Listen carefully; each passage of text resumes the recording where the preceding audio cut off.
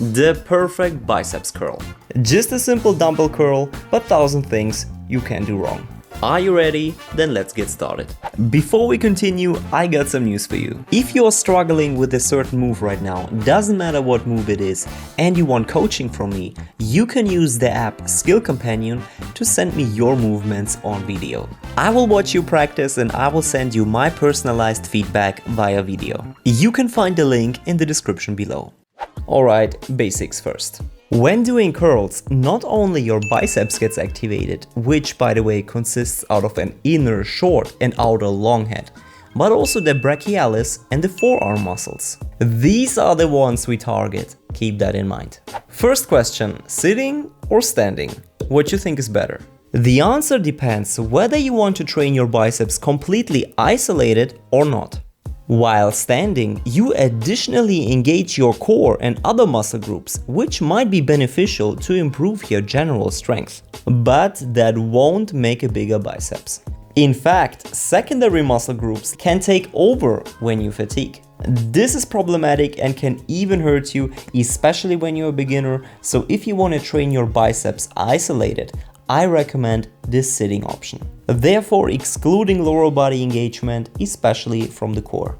Actually, curling while standing is a great core exercise, so I would incorporate sitting and standing, but that depends of course on your workout plan and the other exercises.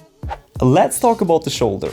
Have a look on this and tell me which one's the correct execution. You might have guessed it, the left one. Do you see how far I put my shoulders to the front here? In doing so, the anterior deltoid supports the biceps, while in the other execution, you more or less exclude the shoulder muscle. And before we continue, don't forget to subscribe for more tutorials, workouts, and useful information. The next one is the elbow position. And that's a rather easy one. Which of both is correct? Look at the position of my elbow. That one. What's the matter here? The elbow is closer to the body. That's important to minimize the engagement of the latissimus dorsi. Even though it does not directly support the flexion of the biceps, it's difficult to maintain the position as your arm, especially the muscles in the forearm, get tired pretty fast. Let's exaggerate and have the elbows even farther away. You will feel a minor engagement of the biceps while all other muscles are busy holding this position. So keep in mind, elbows pinned and curl vertical from the bottom to the top. Okay, let's talk about the range of motion. Which one of the three is correct? You got 5 seconds.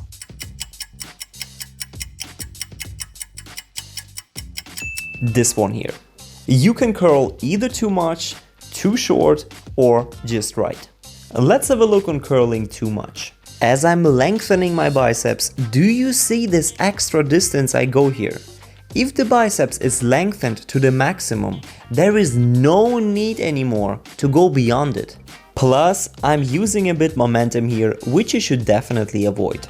On the other side, at the highest point, the biceps is fully flexed and it can't contract any further, so there is simply no need to pull higher, as only your front shoulders will do the work there. You will naturally feel when you just cannot pull the dumbbell any higher, so don't even try. What about a too short range of motion?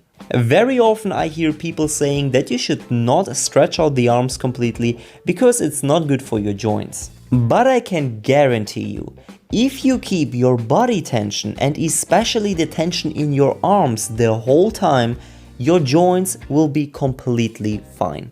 That's a general rule not only for the bicep curls. If you do something, keep the tension. You want to engage as many muscle fibers as possible, right? Then full extension is just absolutely necessary. That does not mean that you should relax there and make a coffee break, because engagement is an active process. What about the execution? That's the maybe most interesting part. Tell me, which of these variations is correct? Well, in this case, all of them. Let me quickly explain how these variations actually differ. In a regular curl, your palm is facing forward and your wrist does not move. Let's see this one as the baseline or reference and compare it to the other ones. When doing hammer curls, you target the outer biceps brachii more, which is the long head. These curls also engage the brachialis and the forearms more compared to regular curls. Twisting the wrists, like in the Zotman curl for example, also engages your forearm muscles more than in normal curls.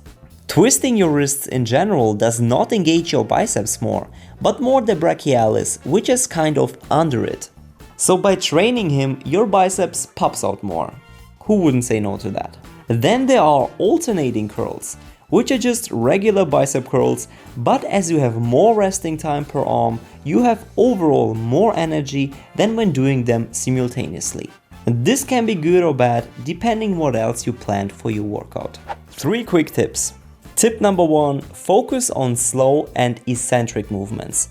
These movements are especially important for delayed onset muscle soreness and for building muscle and strength. Tip number 2, don't use momentum. You know it yourself, don't cheat on yourself. And the last tip, don't forget about your breath. If you want to learn how to breathe correctly during the workout and during exercises, definitely check out this video. Thanks for watching guys, hope you enjoyed it and learned something new today. Don't forget to subscribe and click on the bell to not miss any new video. Stay healthy and see you next time.